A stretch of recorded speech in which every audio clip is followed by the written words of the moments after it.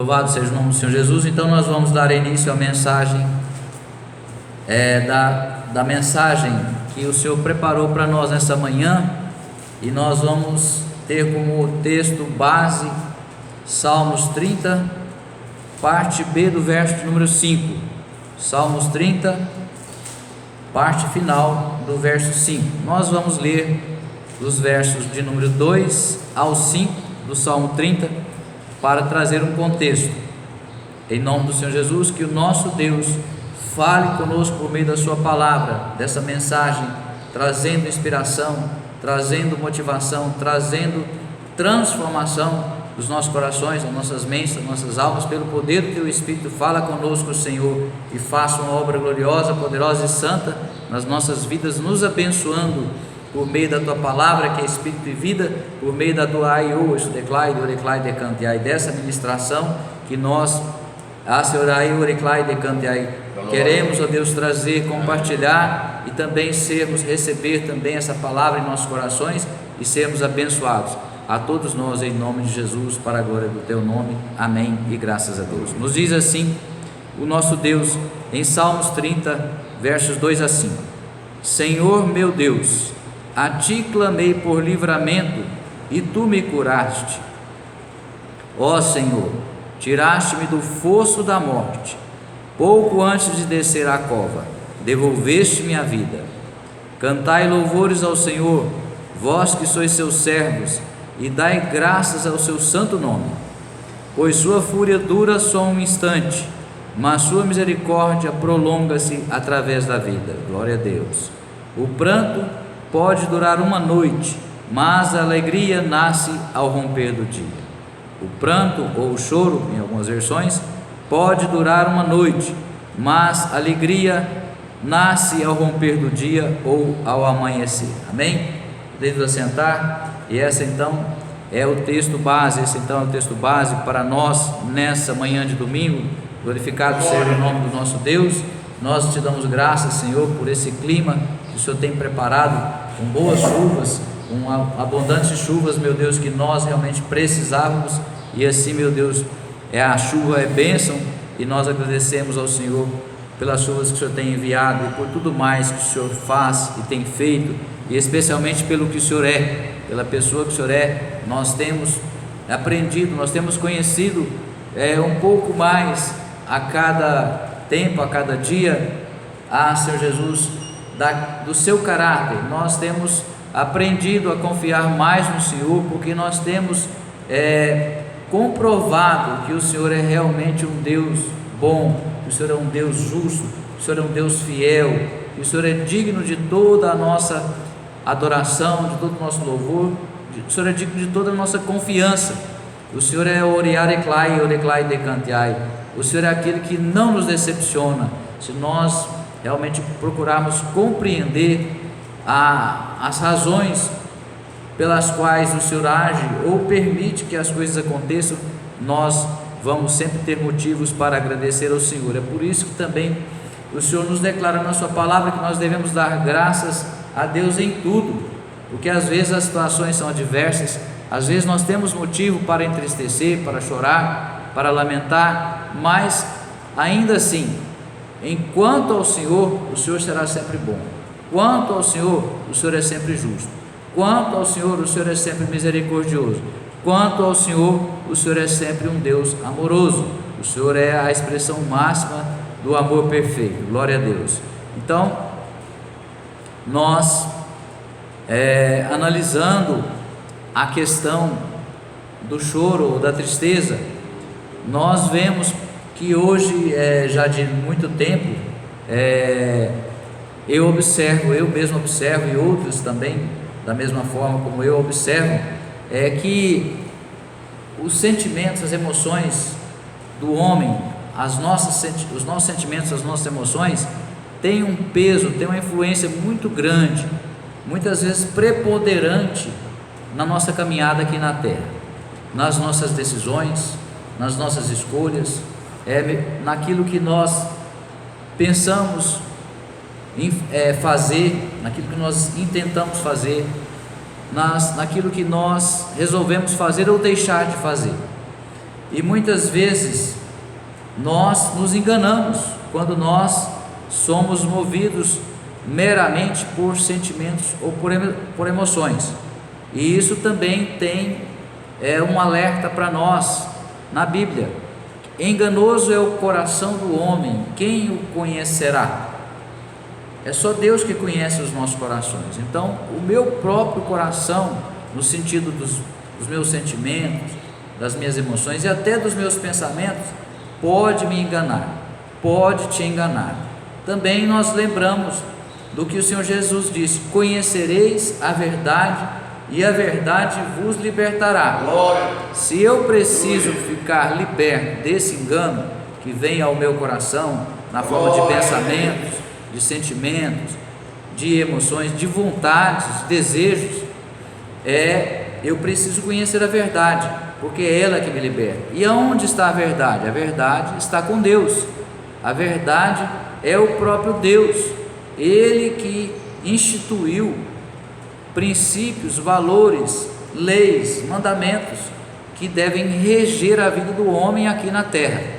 Então Ele é o supremo juiz, Ele que é o legislador e ao mesmo tempo o julgador, porque Ele é um ser completo e perfeito, diferente dos homens que precisam até mesmo de alguns para legislar, elaborar as leis, criar leis, e outros para julgar, e mesmo assim tem falhas e muitas falhas, mas Deus não. Deus é perfeito, Ele que estabeleceu as leis, e como Ele é o único ser perfeito que existe, só Ele é capaz de interpretar corretamente as leis, de aplicar corretamente as leis e de julgar corretamente. Então tudo é dele, tudo é para Ele, tudo é por Ele. Glorificado seja Ele, Oreclai, de Cantiai. Então nós precisamos compreender isso, porque muitas vezes a pessoa fica que não compreende isso, ela fica querendo, como se ela é tão ingênuo esse pensamento, essa vontade, que a impressão que passa, a conclusão que nós chegamos é que nós mesmos, quando éramos crianças, também já agimos de tal forma, mas hoje nós observamos, já sendo um pouco mais maduros, mais crescidos espiritualmente, que muitas pessoas não crescem e elas continuam com um comportamento de querer manipular Deus, até mesmo nas suas orações. A pessoa está sofrendo por alguma situação e ela quer que Deus a liberte daquele sofrimento. Mas como que ela quer ficar livre do sofrimento? Ela quer que Deus mude a circunstância, o que a está fazendo sofrer, o que está promovendo o sofrimento nela. Ela quer que Deus tire. Então vamos exemplificar. Se é um casal, um serve a Deus com retidão, com justiça, um procura ser fiel a Deus e se esforça para obedecer a Deus, o outro não, negligente, displicente, relaxado, e não quer saber de compromisso sério com Deus, vive dando vazão aos desejos da carne. E aí aquele que está procurando ser fiel a Deus fica sofrendo, é claro que fica. Já se tornaram uma só carne, o que atinge a carne de um, atinge a carne do outro, e assim causa muito sofrimento, muita tristeza, e a pessoa vai orar a Deus, e ela vai orar a Deus, a tendência é que ela peça para Deus mudar o outro, mas está errado ela orar assim? Não está errado, até um certo ponto, porque se a pessoa se concentrar em orar, nas suas orações, apontar as falhas do outro, ela vai acabar errando também, porque não existe ninguém que não peque, isso está na Bíblia. Então todos nós falhamos, todos nós pecamos esporadicamente, ou quem sabe alguns até de forma repetida, quanto mais continuada.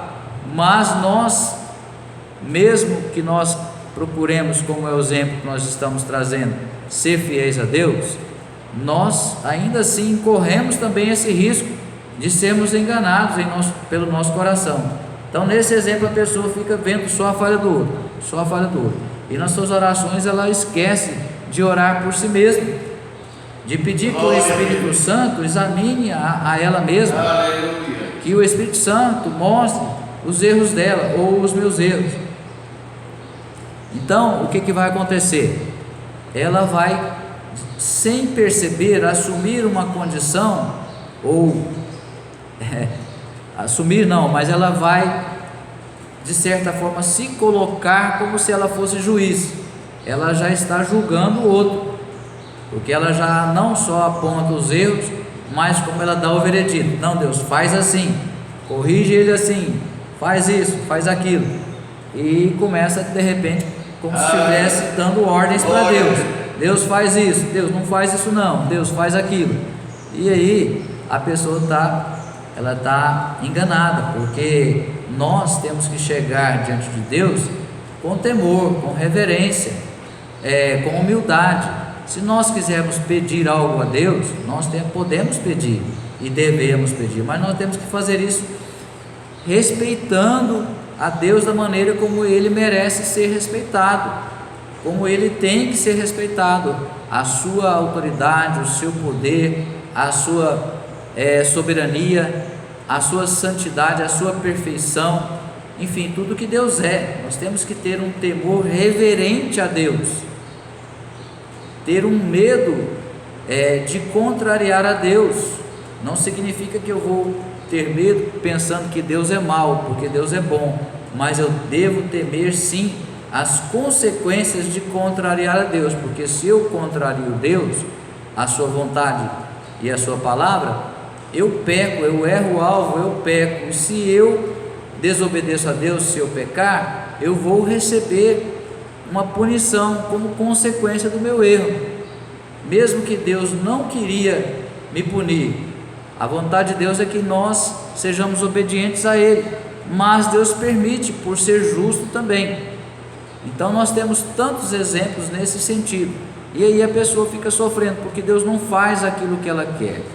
Nós devemos nos concentrar em nós em primeiro lugar. A salvação, ela é individual. Eu preciso estar seguro de que eu estou fazendo tudo o que eu posso fazer, tudo que Deus requer de mim, o que Deus espera de mim, para que eu seja salvo, eu mantenha, eu assegure a minha salvação. Porque tem a parábola do tesouro, que Jesus também contou, que aquele homem, encontrando um tesouro de grande valor, ele vende tudo para comprar aquele terreno, porque ele sabia que lá tinha um tesouro. Também tem a pérola de grande valor. Enfim, nós, quando alcançamos, recebemos de Deus essa expectativa de salvação através do Senhor Jesus, nós temos que dar todo o valor a ela, o valor máximo, acima de qualquer coisa. Nada é mais importante do que a nossa salvação. Então, tudo que for necessário fazer, nós devemos fazer para garantir a nossa entrada no céu, a nossa moradia eterna com Deus no céu, quando para lá nós formos. Glória a Deus. Aquela cadeira ali vai molhar, o senhor tira para mim, fazendo um favor? Então nós precisamos de fazer isso.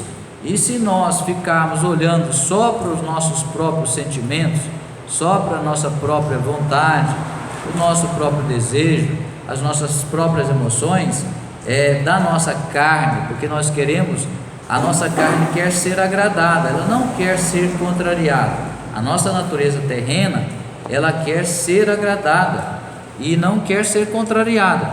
Agora, algumas coisas são boas, algumas coisas o próprio Deus tem prazer em nos conceder, mesmo sendo necessárias para a nossa carne, uma boa alimentação, uma boa qualidade de sono,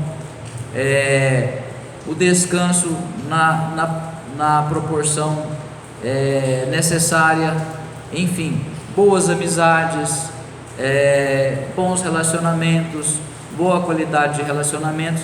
Então, tantas coisas que são mais pertencentes à vida na terra, mas que são necessárias, outras são úteis para nós. Então Deus, não é que Deus não vá nos abençoar com tais coisas, não é isso, mas se nós priorizarmos essas coisas em detrimento do nosso relacionamento com Deus, da nossa comunhão com Deus, nós vamos sair do propósito, desvirtuar, e aí nós vamos ser prejudicados por isso, porque nós devemos buscar em primeiro lugar o reino de Deus e a sua justiça, e essas demais coisas Ele vai acrescentar para nós. Significa que Ele vai dar para nós assim milagrosamente, sem nós fazermos nenhum trabalho, nenhum esforço? Não, Ele vai nos proporcionar. Se eu preciso do trabalho, Ele vai abrir uma porta de trabalho para mim. Se eu sou empresário, Ele vai me abençoar na minha empresa. Enfim, em todas as coisas Deus irá nos abençoar na medida que nós correspondermos com Ele, porque Deus quer abençoar o homem, quer, mas Ele abençoa de uma forma mais representativa, mais real, mais significativa, na medida que o homem corresponde com Deus, ou seja, eu faço a minha parte, porque Deus sempre fará a parte dele. Nós é que somos falhos, Ele não, Ele é perfeito, nele não há falhas. Então Deus sempre fará, sempre nos recompensará, na medida em que nós merecemos, não segundo a minha visão, o que eu penso, não, Deus, eu mereço isso, porque eu faço aquilo e tal. Não é nós que devemos decidir como nós seremos recompensados por Deus. Glória a Deus, a chuva está caindo, gostosa e com força. Nós vamos até desligar aqui para fazer menos ruído. Pai, no nome do Senhor Jesus, nós te damos graças por essa chuva, Senhor. E assim nós entendemos que nós precisamos buscar de Deus a condição de compreendermos em todas as coisas qual é a vontade de Deus. E também precisamos buscar sabedoria, voltando para o exemplo da esposa em relação ao esposo. A mulher sábia edifica o lar, então ela precisa ter sabedoria. O homem também precisa ter sabedoria. O exemplo que nós escolhemos foi esse, para orar a Deus: Senhor, faça o que o Senhor quiser fazer, faça o que for necessário para corrigir o meu esposo, para que ele se endireite, para que ele se torne um bom servo. Enfim, são maneiras de orar que vão fazer diferença. E aí você não fica querendo manipular Deus, você dá liberdade para Deus fazer como Ele quiser fazer, para que Deus faça como Ele sabe que deve fazer e que trará resultado.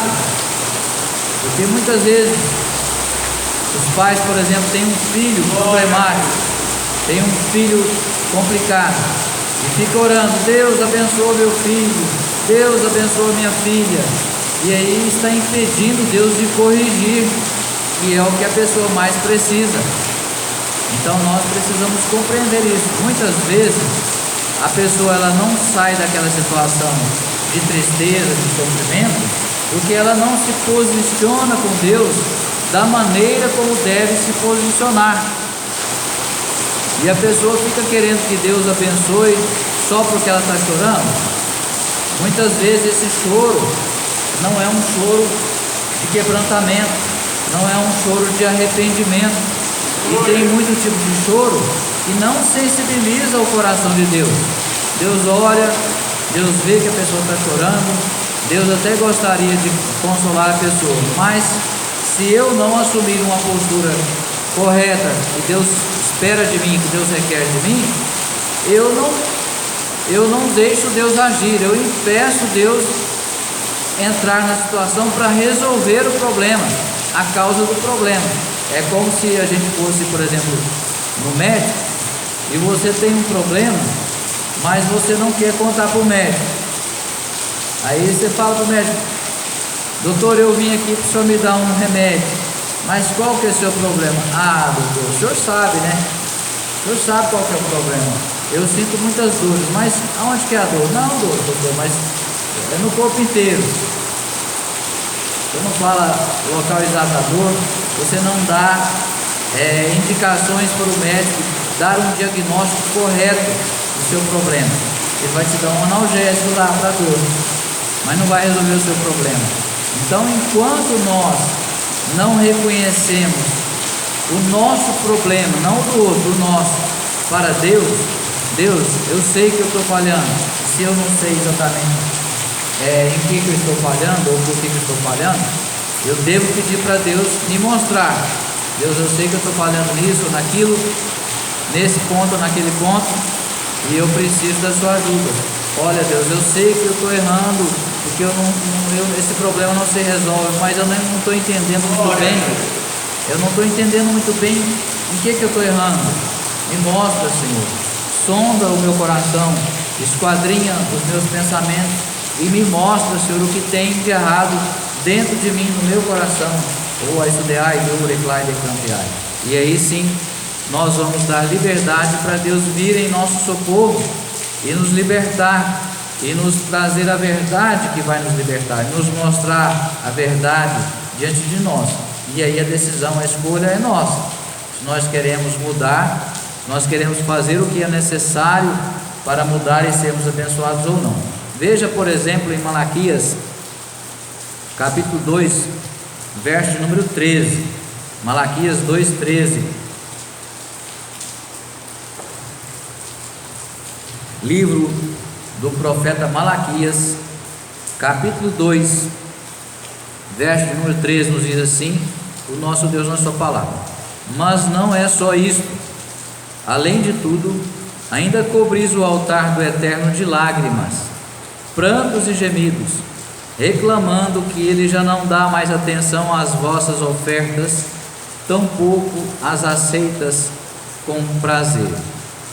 Então, aqui era o povo de Deus, é como se fosse eu e você hoje, nessa situação, ofertando a Deus, chorando, pranteando, gemendo e reclamando de Deus. Deus, nós te trazemos as ofertas, colocamos as ofertas diante do seu altar, e o Senhor não as recebe, o Senhor não as aceita, porque o Senhor não nos responde, o Senhor não nos atende, o Senhor não nos abençoa. Nós estamos fazendo tudo certinho, tudo bonitinho, né? Trazendo as ofertas diante do seu altar, mas mesmo assim o Senhor não está nos abençoando, e não estava mesmo. Mas se nós lermos todo o capítulo, mesmo iniciando do capítulo 1, nós vamos entender o porquê que Deus estava rejeitando as ofertas. Eles estavam oferecendo aqueles animais defeituosos, aqueles animais que não eram os melhores, não eram as primícias, e Deus requer o melhor de nós. Olha, Deus tem o melhor para você, Deus tem o melhor para mim, Ele oferece, Ele disponibiliza o melhor para nós. Ele já provou isso enviando a Jesus, o seu primogênito, o melhor que Ele poderia enviar para vir ocupar o nosso lugar lá na cruz do Calvário, se sacrificar por mim, por você, por nós. Ele enviou o seu o seu filho, para morrer por nós. Ele já provou isso. E agora nós, quando temos a oportunidade ou precisamos dar o nosso melhor para Deus, nós vamos dar as coisas inúteis para nós, vamos dar a sobra para Deus, sobra do tempo, sobra das nossas orações, sobra das leituras. Não, eu vou ler aqui um versículo aqui, tá bom. Não, eu vou orar 5 minutos, tá bom. Não, eu vou à igreja só no culto de Santa Ceia, tá bom. Enfim, você examina a si mesmo, se você está dando o melhor para Deus, ou se você está dando sobras para Deus, ou se você está dando o refúgio para Deus, até mesmo do seu tempo. Então, assim, a nossa comunhão com Deus depende de nós colocarmos Deus em primeiro lugar, Deus acima de todas as coisas. Achegai-vos a Deus e Ele se achegará a vós outros, assim diz o Senhor. Então, se eu quero receber mais de Deus, eu tenho que me dispor a dar mais de Deus, aliás, dar mais para Deus. E o que eu posso dar para Deus? É o meu coração. O que eu posso dar para Deus é o meu coração, e é exatamente o meu coração que Ele quer, é o seu coração que Ele quer, mas Ele quer esse coração inteiro para Ele. Ele não quer um coração dividido, não.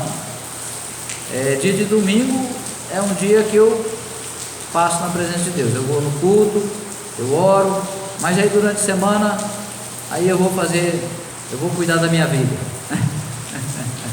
Como se Deus não fizesse parte da sua vida, só fizesse parte na igreja, só na hora que você está dentro da igreja, ou só na hora que você está orando. Não, meu irmão, Deus tem que fazer parte da sua vida em toda e qualquer situação ou circunstância, em todo e qualquer momento. Imagina se você tem uma postura semelhante a essa com Deus. Não, quando eu não estou na igreja, eu não lembro muito de Deus, não. Eu não oro muito, eu acordo, eu só peço para Deus me abençoar e pronto. Tudo bem, mas você acha que Deus está se agradando disso? Você acha que Deus está próximo de você? E aí, de repente, vem um mal súbito sobre você, uma enfermidade, quem sabe até um infarto, algo inesperado, um acidente. E aí? Deus não está com você, né? Porque você não está se aproximando de Deus. Porque Deus se aproxima de nós quando nós queremos que Ele se aproxime, quando nós fazemos a nossa parte para nos achegarmos a Ele. Se nós nos afastamos dEle, Ele também se afasta de nós. Não é que Ele não é que Ele deixe de nos amar. O amor de Deus é diferente do amor que nós conhecemos na maioria das vezes. Porque o amor, aí que se diz amor, ele corresponde o que recebe. Se ele não receber amor, ele não devolve amor. Mas o amor de Deus é diferente. Porém, uma coisa é o amor de Deus, outra coisa é a aprovação de Deus, aprovação de comportamento, aprovação de atitudes, aprovação do caráter, um caráter que agrada a Deus. O mais importante é nós sermos transformados no que diz respeito ao nosso caráter, porque nós falávamos no início, na oração inicial, que nós temos aprendido a amar mais a Deus, a querer estar mais próximo de Deus por causa do caráter de Deus. É o caráter de Deus que nos prova quem Ele é, nos mostra quem Ele é e que mostra que Ele é digno de toda a nossa confiança, Ele é digno de toda a nossa adoração, porque o caráter de Deus é perfeito, não há falhas em Deus. E assim, Deus também quer que nós tenhamos um caráter transformado pela renovação das nossas mentes, para sermos libertos e para conhecermos a verdade e para sermos transformados cada dia mais, nos tornar cada dia mais parecidos com o Senhor Jesus Cristo. Gloriare clai, oreclai decantiai. Louvado seja o nome do Senhor. Então tem muito choro que não sensibiliza, não faz Deus agir. O choro que vai fazer Deus agir é o choro de quebrantamento do Espírito, é um choro de arrependimento, quando nós reconhecemos que nós erramos, que nós falhamos. Tem outros choros que Deus considera? Tem. Por exemplo, quando você perde uma pessoa muito amada, muito querida, uma pessoa muito próxima de você. É claro que nós podemos e devemos chorar para extravasar aquele sentimento de tristeza. O próprio Senhor Jesus chorou em algumas ocasiões, mas não é todo tipo de choro que traduz um coração que está agradando a Deus. Às vezes a pessoa está sofrendo e chora, mas ela está sofrendo como consequência dos seus próprios erros, do seu próprio comportamento que está impróprio para Deus. E aí esse choro não vai sensibilizar, não vai fazer Deus mudar a maneira dele de tratar a pessoa que está no erro, que está no engano. E nós podemos e devemos nos alegrar com Deus, porque Ele é quem tem condições de nos dar, de nos proporcionar a verdadeira alegria. Veja no Salmo 16, o verso 11, diz assim: Tu me fizeste conhecer o caminho da vida, a plena felicidade da tua presença e o eterno prazer de estar na tua destra ou à tua direita. Tu me fizeste conhecer o caminho da vida, a plena felicidade da tua presença, o eterno prazer de estar na tua destra. Na presença de Deus há delícias perpétuas, em outra versão também nos diz, é a palavra do nosso Deus. Então, Deus, a verdadeira alegria, ela vem através do Espírito Santo. O que a Bíblia se refere ao gozo do Espírito, é uma alegria no Espírito. Do Espírito ela infunde para a alma, ela envolve também a alma, e aí nós podemos desfrutar da verdadeira alegria, que essa verdadeira alegria não é uma alegria da carne, da natureza carnal, mas ela é sim de Deus, da natureza espiritual. Essa é a verdadeira alegria que nós devemos querer. Veja em Isaías no capítulo 61, o próprio Senhor Jesus leu essa passagem quando ele chegou ali na sinagoga. Vamos ler em Lucas, fazendo referência a Isaías 61, Lucas 4, vamos ler dos versos 16 ao 21 para compreendermos o contexto dessa passagem. Diz assim: Jesus viajou para Nazaré, onde havia sido criado, e conforme seu costume, num dia de sábado, entrou na sinagoga e posicionou-se em pé para fazer a leitura. Foi-lhe entregue o livro do profeta Isaías. Desenrolando-o, achou o lugar onde está escrito: O Espírito do Senhor está sobre mim, porque me ungiu para pregar o evangelho aos pobres. Ele me enviou para proclamar a libertação dos aprisionados e a recuperação da vista aos cegos, para restituir a liberdade aos oprimidos e promulgar a época da graça do Senhor. Em seguida ele enrolou novamente o livro, devolveu-o ao assistente e assentou-se. E na sinagoga todos estavam com os olhos fixos em sua pessoa. Então ele começou a pregar-lhes: Hoje se cumpriu a escritura que acabais de ouvir. Gloriai, oreclai, decantai. Louvado seja o nome do Senhor Jesus. Então, quando o Senhor Jesus iniciou o seu ministério, ele leu essa passagem que está em Isaías, e ali ele declarou que hoje se cumpriu a escritura que acabais de ouvir. Então foi ele mesmo que foi enviado pelo próprio Deus, ele que recebeu o Espírito de Deus para ser ungido pelo próprio Deus, para proclamar o Evangelho. Com qual propósito? Para libertar os aprisionados e dar saúde, recuperação da vista, libertação das enfermidades, da cegueira, da surdez, de todo tipo de enfermidade. Ele curou os leprosos de lepra, ele curou cegos, mudos, surdos, coxos, mancos, ele curou fluxo de sangue, enfim, toda sorte de enfermidades o Senhor Jesus curou. Ele veio para isso e para também promulgar a época da graça do Senhor, ou seja, é o que nós chamamos de tempo da graça. Por que tempo da graça? Porque agora o Espírito Santo de Deus foi enviado pelo próprio Senhor Jesus para nós, por nós, e ele está sobre nós, e está para os nascidos de novo, está dentro de nós, em comunhão conosco, com o nosso Espírito, e nós recebemos a vida de Deus, recebemos a natureza divina em nós. Então é isso que significa o tempo da graça, é que nós temos Deus dentro de nós, ou aisudeai, doreglai, decantiai, através do Espírito Santo. Louvado seja o nome do Senhor Jesus. Então, isso já nos foi concedido, e se nós temos o Espírito de Deus, nós temos Deus dentro de nós temos motivos para nos alegrarmos. Veja o que está em Lucas, no capítulo 6, vamos ler dos versos 20 ao 23, Lucas 6, capítulo 6 de Lucas, versos 20 a 23, glória a Deus.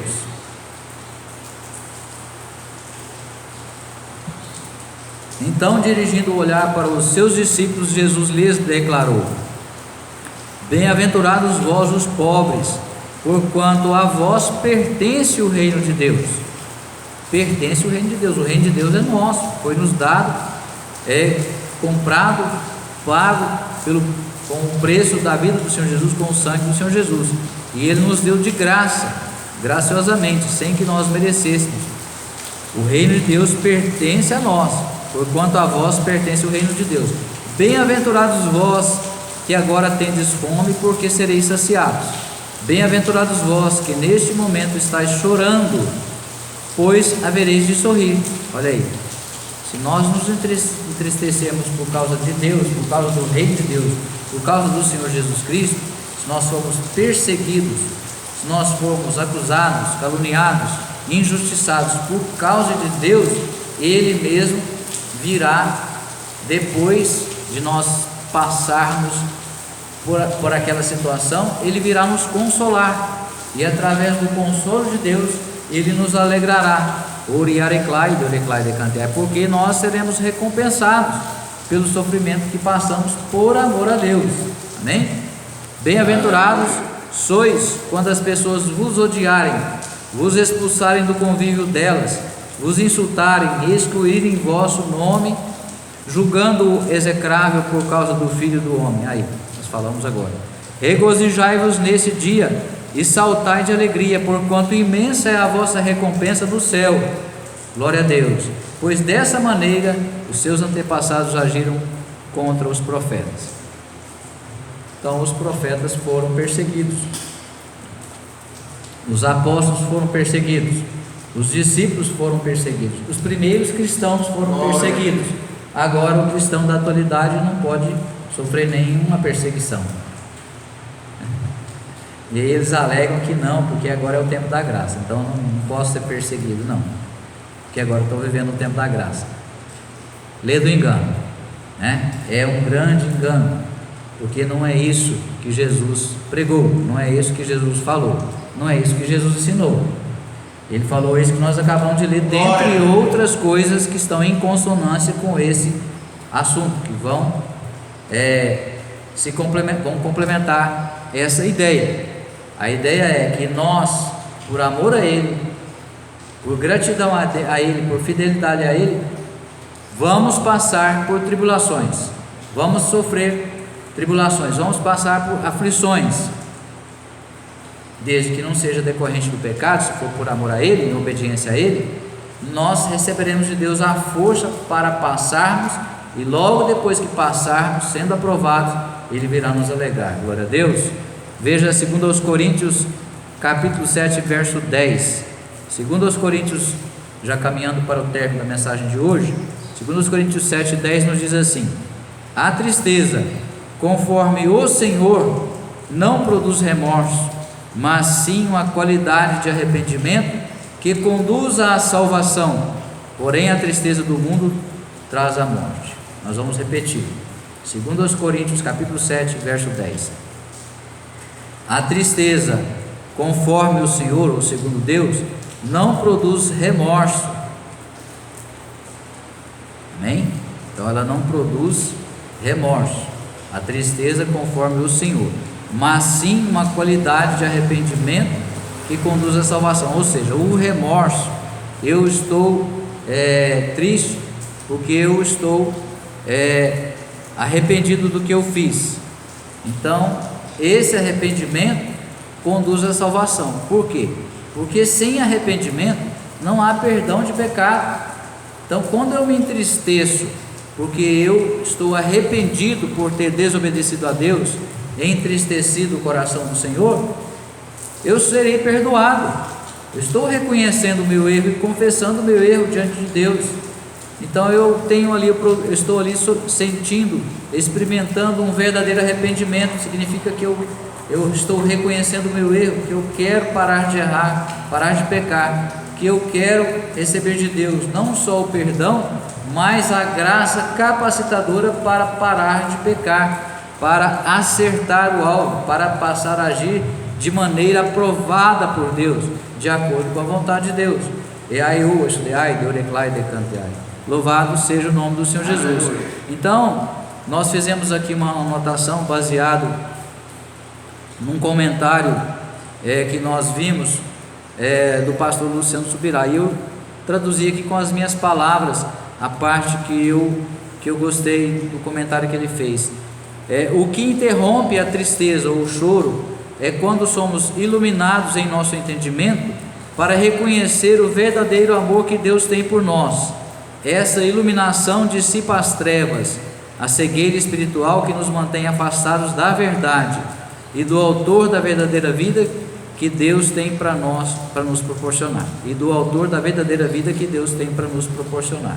Então quando nós somos iluminados no nosso entendimento, reconhecendo quem é Deus e quem somos nós, reconhecendo que Deus é bom, que Deus é perfeito, que Deus é justo, tudo que Deus é, e a nossa condição de falhos e pecadores, nós reconhecemos que nós temos que nos arrepender, não é em relação à circunstância que está nos contrariando, não é uma coisa que nós gostaríamos de ter aí ainda não alcançamos, não conquistamos, ou conforme falamos de uma mudança de alguém da nossa família que ainda não aconteceu, ou que ainda não se completou, mas nós nos reconhecemos que com Deus nós podemos todas as coisas, como diz o apóstolo Paulo. Se nós realmente estivermos decididos a obedecer a Deus, a fazer o que Deus requer de nós, Ele nos dará forças para passarmos pelas tribulações,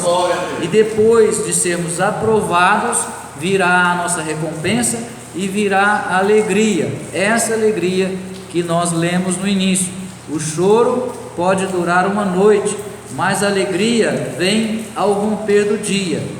O romper do dia simboliza a luz do dia, a noite são trevas, tudo é escuro. É claro que na cidade nós muitas vezes nem nos apercebemos disso, por causa da iluminação das próprias ruas, das casas, mas se você estiver num local, no campo, por exemplo, ou na roça, como nós dizíamos,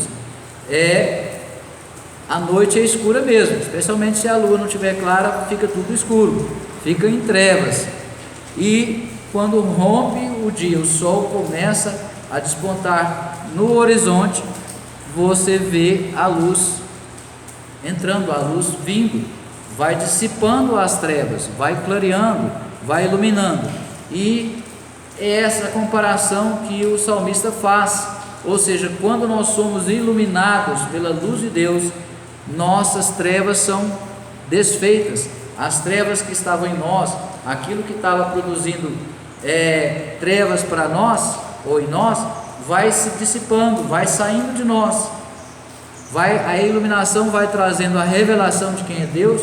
Com a revelação de quem é Deus, nós vamos conhecendo a verdade que está com Deus, e essa verdade vai nos libertando dessas trevas, do engano, do pecado, de tudo que é mal, de tudo que não vem de Deus, e aí Deus entra em nós com a luz dele, para nos trazer tudo que é próprio dele, e ele enche e preenche os nossos corações, o nosso coração que estava carente de Deus, ou em alguma área nós estávamos sofrendo por alguma situação ou circunstância, conforme dizíamos, mas quando nós buscamos de Deus o preenchimento do nosso coração, para que ele fique todo cheio de Deus, todo cheio da vontade de Deus, todo cheio da palavra de Deus, não vai sobrar mais nenhum espaço vazio para ser ocupado por outra coisa que não seja do próprio Deus, que não venha do próprio Deus.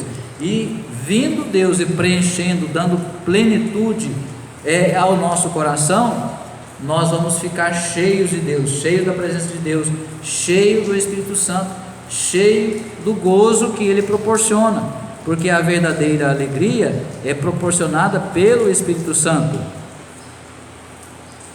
Glorificado seja o nome do Senhor, louvado seja o nome do Senhor Jesus. Primeira carta de Paulo aos Tessalonicenses, no capítulo 1, verso 6, diz assim: de fato, tornastes vossos discípulos e do Senhor, pois apesar de muito sofrimento, recebestes a palavra com alegria que vem do Espírito Santo. Recebestes a palavra com alegria que vem do Espírito Santo. Então a alegria vem do Espírito Santo.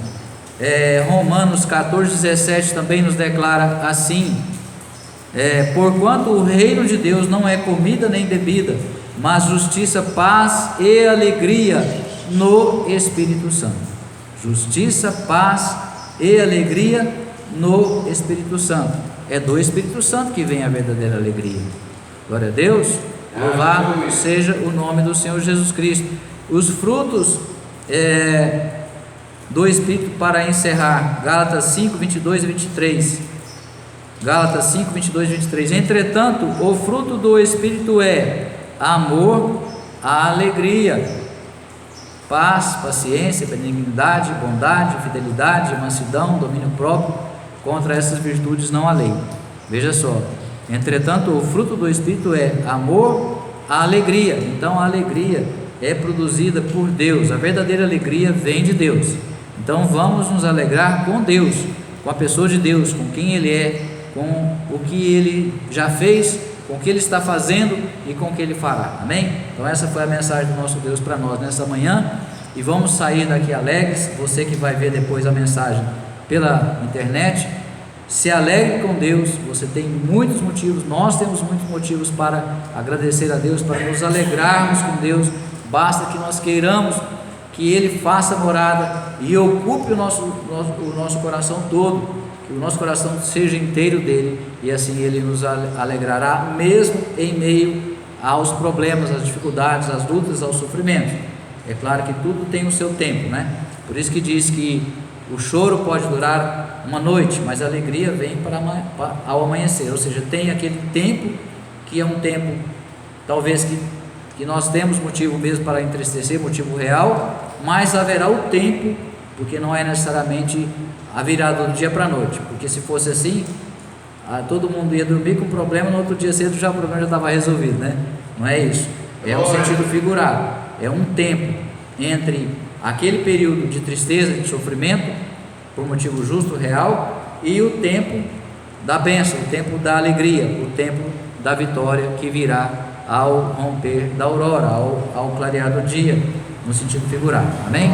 Que Deus abençoe a todos em nome de Jesus, e aí eu declaro que seja uma semana de bênçãos, de vitórias, na presença do Senhor Jesus, com a paz do nosso bom Deus. Aí eu declaro com a consolação do Espírito Santo, e nós abençoamos a todos em nome do Senhor Jesus.